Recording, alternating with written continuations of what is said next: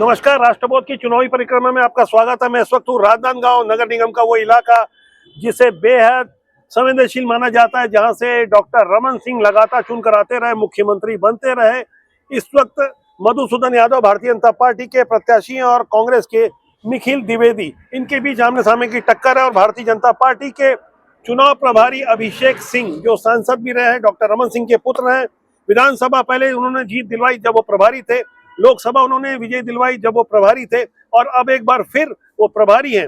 मैं सीधे अभिषेक सिंह से बात करूंगा और कुछ अन्य लोगों से सीधे आपको रूबरू करवाऊंगा, ताकि आप समझ सकें कि चुनाव परिक्रमा के इस दौर में जनता क्या सोचती है, किस तरह के नए विजन को पसंद करती है। लगातार भारतीय जनता पार्टी के लिए 2 सफलता आपने दिलवाई, लोकसभा में, विधानसभा में।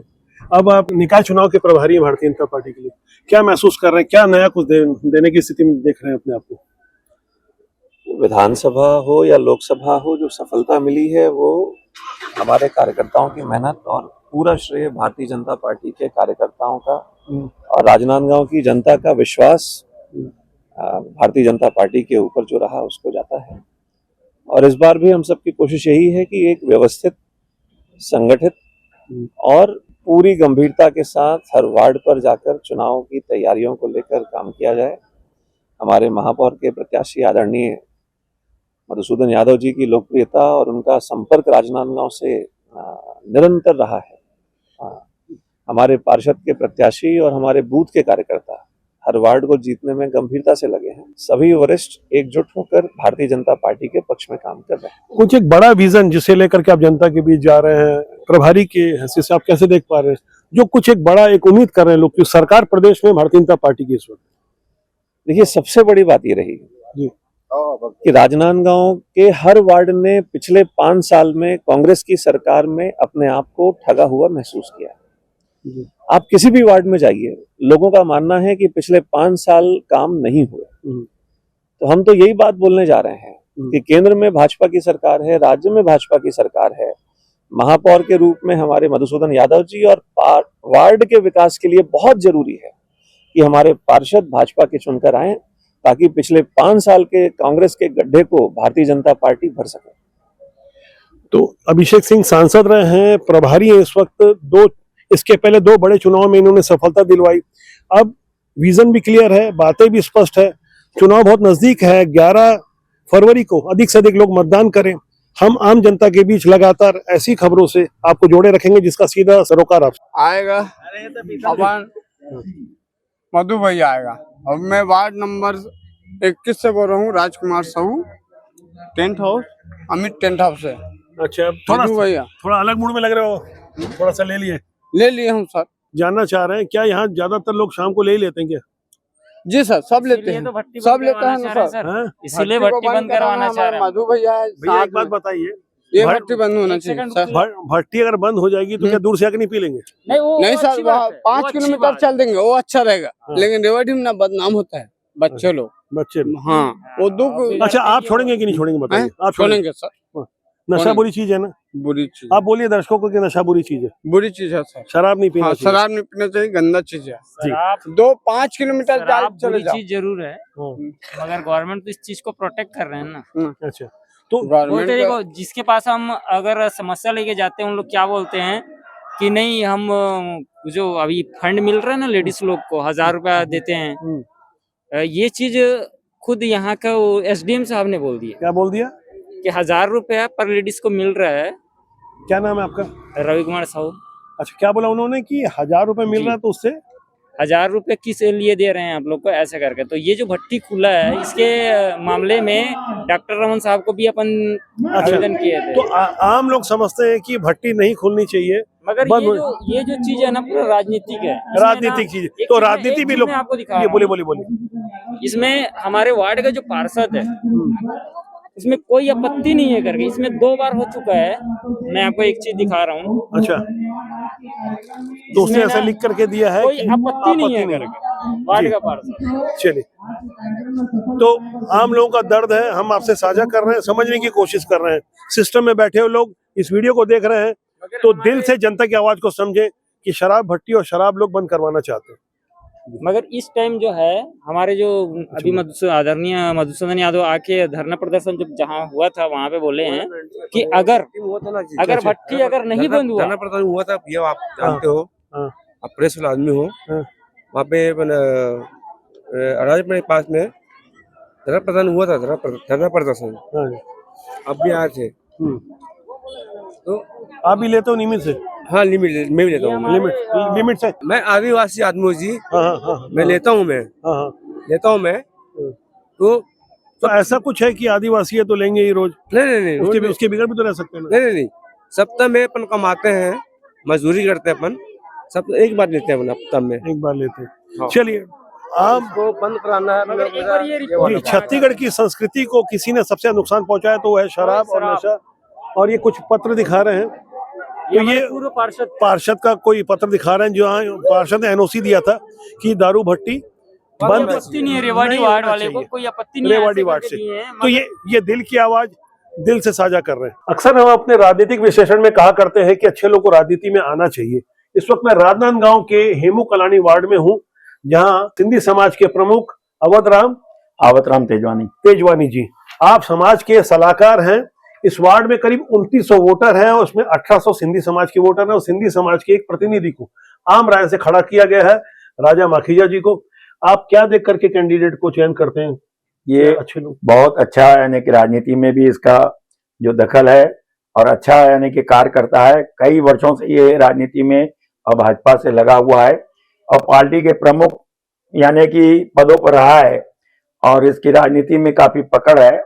इसके कारण पार्टी ने अन्य कार्यकर्ताओं को भी न देखते हुए इस जो कार्यकर्ता है बहुत अच्छा कार्य करता है और सभी से मिलनसार, हंसमुख और हर एक अनेक पदों में, धार्मिक, सामाजिक, पंचायत के विभिन्न पदों में, यहाँ तक कि चैम्बर के कई पदों में और सिंधु विकास जो हमारी परिषद है उसमें भी ये इनकी हो रही है।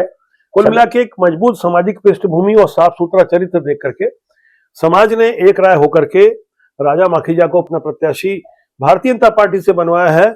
अब अगर वोटों के गणित को अगर आप समझे तो 2900 में से यदि 1800 वोटर सिंधी समाज के हैं और सिंधी समाज एक कैंडिडेट खड़ा करता है तो जाहिर तौर पर ये समाज की जागरूकता भी है और बेहतर भविष्य के लिए एक अच्छी सोच है।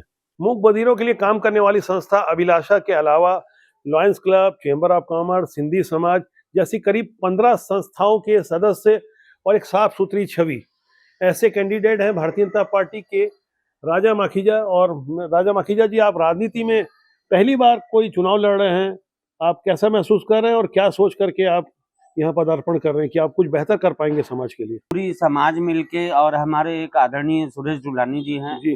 जो कि पूरे भारतीय जनता पार्टी राजनांदगांव के वरिष्ठ है जी। उन्होंने बुलाकर मुझे यह टिकट के लिए आश्वासन दिया कि हम पूरी समाज भिड़ के और यह हम आपको जिताएंगे। तो इसलिए मैं क्या विजन आपके पास, कुछ 2-3 मुद्दे बताएं कि जो आप समाज को देना चाहते हैं? एक तो मैं समाज पूरे वार्ड के लिए एक मॉडल वार्ड का एक निश्चित किया है, प्लस एक स्थायी यहाँ पर इस जितने भी पार्षद रहे हैं एक स्थायी कार्यालय, जो कि स्थायी कार्यालय में मेरी सेवाएं रहेगी और उसमें आप उपलब्ध रहेंगे हमेशा? हम सुबह 2 घंटा उपलब्ध रहूंगा, बाकी समय मेरे एक ऑफिसर पहले से सोच के रखा आपने? हाँ जी। और यहाँ पर जितने भी गार्डन हैं उसकी सौंदर्यीकरण, मंदिर है, मंदिर को जीर्णोद्धार करवाना। कुल मिला के विजन है आपके पास, स्थिति बहुत स्पष्ट है।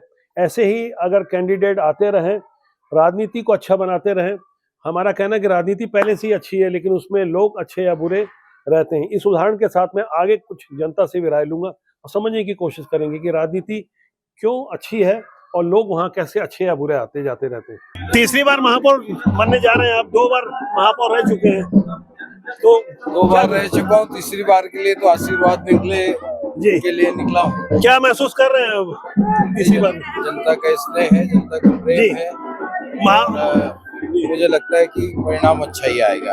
महापौर से फिर सांसद बने, फिर वापस महापौर बनने जा रहे हैं आप, क्या विजन है आपके पास? कोई अगर टॉप 3 अगर कोई मुद्दे बोले तो क्या बोलेंगे? शहर विकास का रोड मैप हमारे पास है, जहाँ हमने 5 साल पहले शहर को छोड़ा था, शहर वही है जी।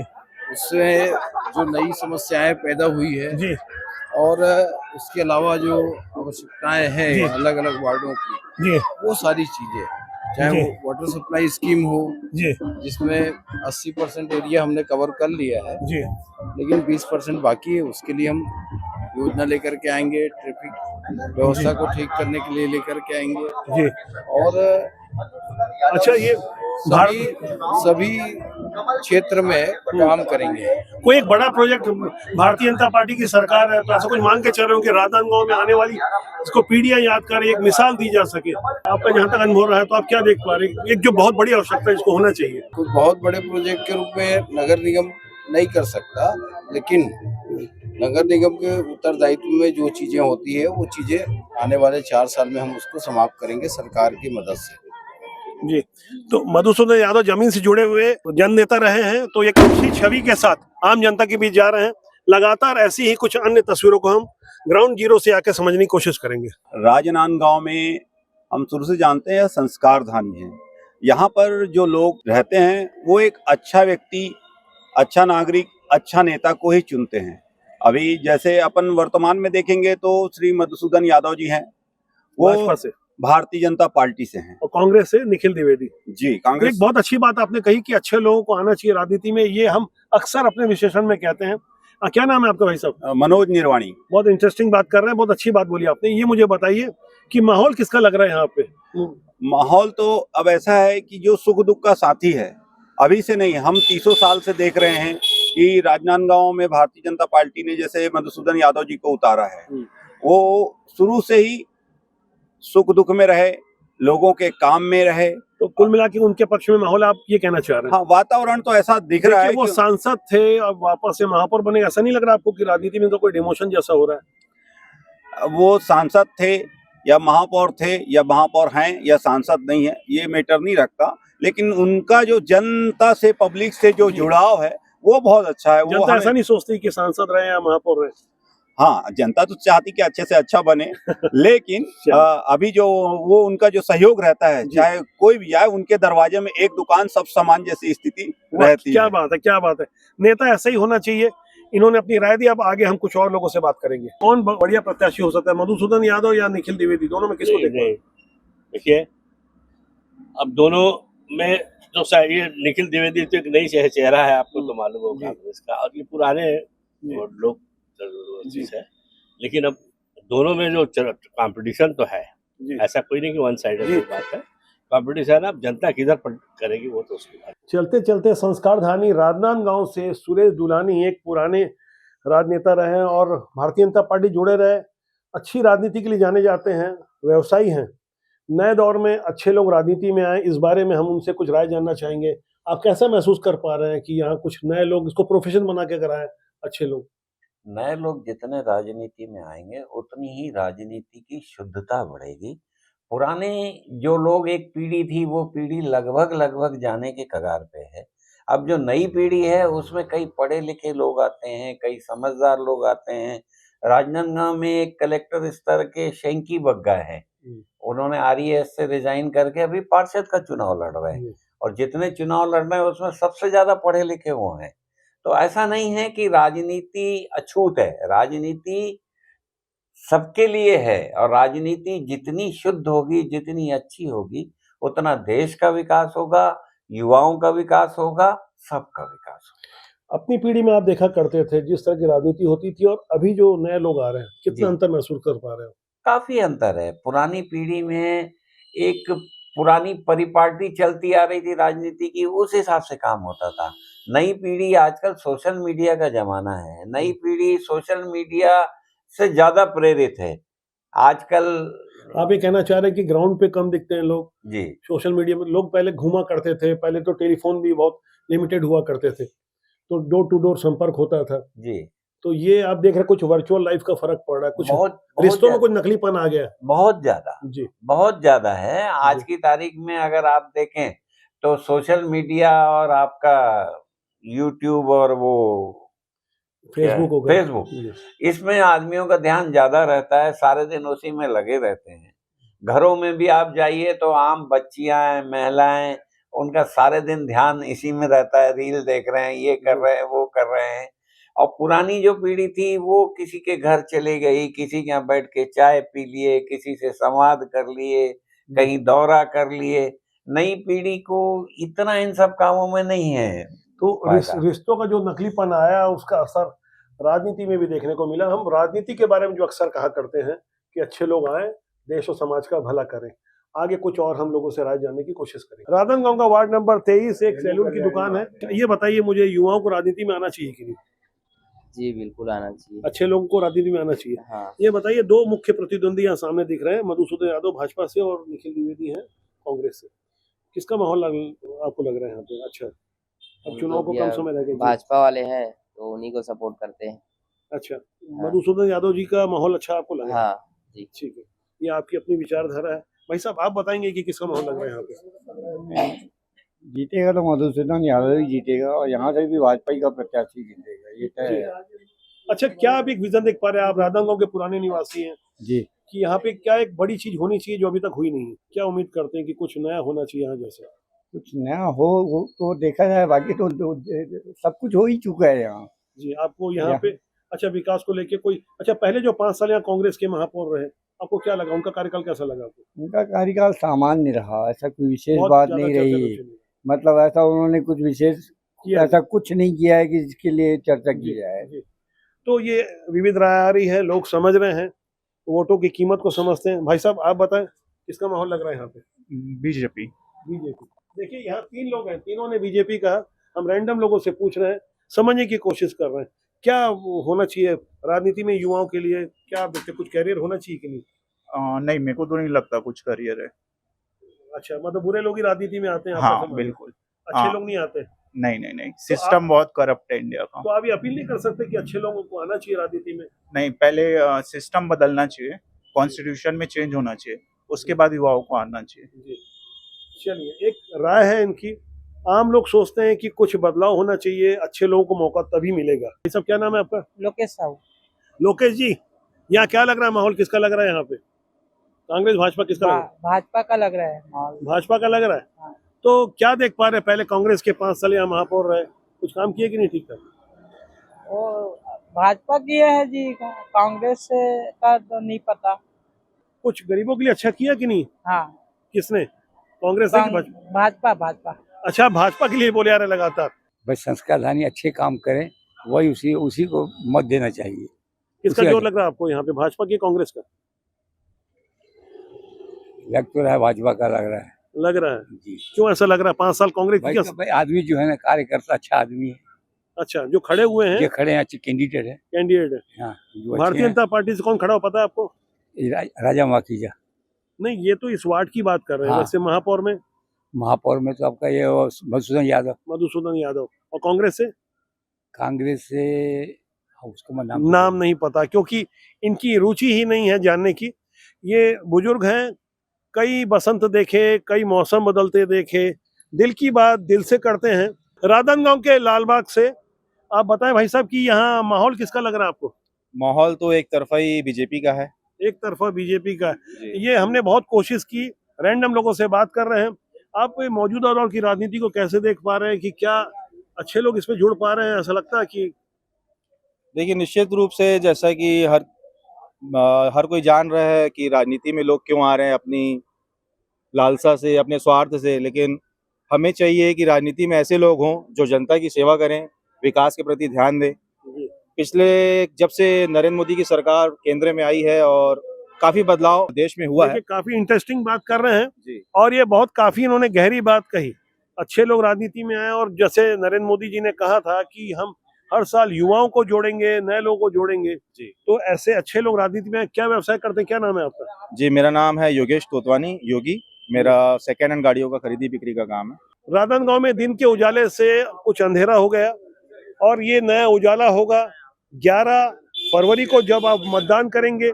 हमारी कोशिश है कि लोग जुड़े, अच्छे लोग राजनीति में आए और वोट जरूर करें। कहना सहयोगी राकेश साहू के साथ मैं पवन केसवानी ऐसी विविध तस्वीरों के साथ आपको जोड़े रखूंगा। नमस्कार।